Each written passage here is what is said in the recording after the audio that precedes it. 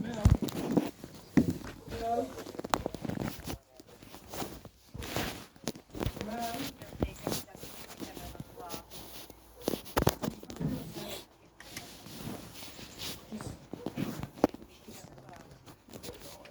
I understand what's happening. Hello, Mel. You're right. I've just spoken to my bosses. I've explained the situation. Obviously, I've spoken to you guys. We're going to leave. Okay, so all police officers will be leaving. Okay, and because we can't sort nothing out. I understand what you're saying about the warrant. We can't bottom any of that out today. So ideally, you would leave and go somewhere else. But you've obviously said you're not willing to do that today, and I'm not. That's fine. And I'm not willing to get my officers to come in here with a red key and have a potential repeat of what you guys already told me what happened years ago.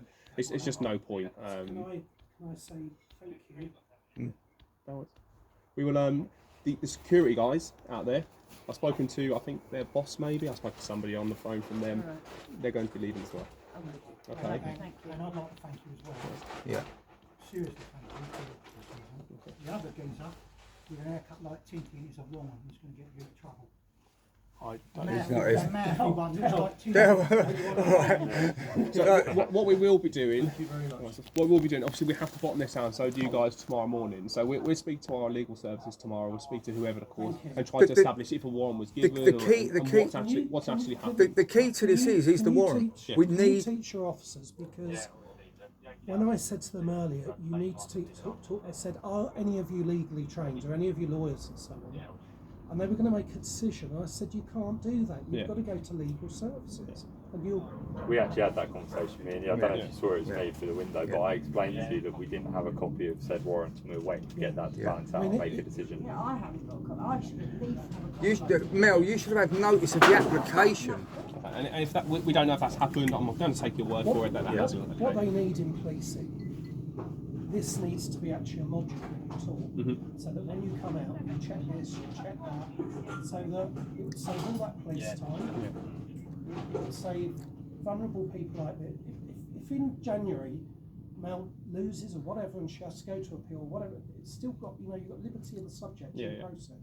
But when people start guessing at the law, there's a process in place, and if it hasn't been followed, then again, I can't say if it has or it hasn't. I don't know. No, but you're doing the right. So let's bottom that out tomorrow, okay?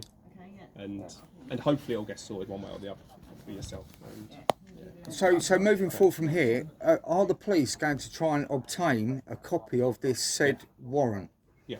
Our early turn officers, so the officers coming tomorrow morning, they will try to, they'll bottom out whatever this is. You need to check in the report, but also please look at what that warrant will allow, because it doesn't allow forced entry. Yeah. So if the bailiffs come back all cock-a-hoo, we're going to break in, they're actually trespassing. Okay. Because to do that, if the doors or windows are not open, trust you, if the doors or windows are not open, they are not allowed to force their way in as they did before. And at that point, I mean, they should be charged anyway for what they did. But this is going to be ascertained, isn't it? Once we bottomed out the warrant and prove that there isn't a warrant, that there hasn't been a warrant issued by the court to do this, then that's a criminal matter, and we can take up to prosecute the company that have caused this, the bailiffs and the enforcement service. We've got Melanie's details, phone number. Because we've got yours already from the 17th. Yeah, she's reported a crime, got an incident number, and that's been attached to, or the crime reference number that's been attached to. I'll ask. I can't promise because I'm not obviously going to be here in the morning, but I'll ask the early turn officers. Can you spoken about this? My name's DS Makin. That's M-A-K-I-N. Makin. As in Makin toast. Yeah. Just without the G. Can you Where are you based? I'm not on uniform usually. I'm a fraud. I'm a fraud sergeant. Brilliant. Yeah. Perfect. You want some lessons on that, Ken? I'm not very good at I'm trying to get them better. But Melanie, we will update you. I'll ask somebody. Where did you pass out? Was it Ashford? No, Maidstone. Actually, I'm lying to you. That's Ford there. No, I actually passed out in Essex. I worked in Essex. You worked in Essex before I transferred to Kent. Yeah. Can you before you leave? Can you ask that security guard, Steve, to show you his SI badge? Because I'm not getting involved in that. Okay. But yeah, I'll ask somebody to bail you tomorrow to sort of update what's going on. Okay? All right. Cool. Can you also bear in mind Bob's case? So it's Crown versus White. Yeah. We had 4 Kent coppers. 5? 5? I can't count. 5 coppers broke into bobs, and Judge Griffiths Jones said when the police did that on the paperwork that they had, Because they couldn't produce a warrant. The judge ordered the bailiffs to produce the warrant. They relied upon the forced entry, and the police relied upon the bailiffs telling them they had a warrant. Police forced entry. They couldn't produce the warrant. Therefore, the police entered as trespassers.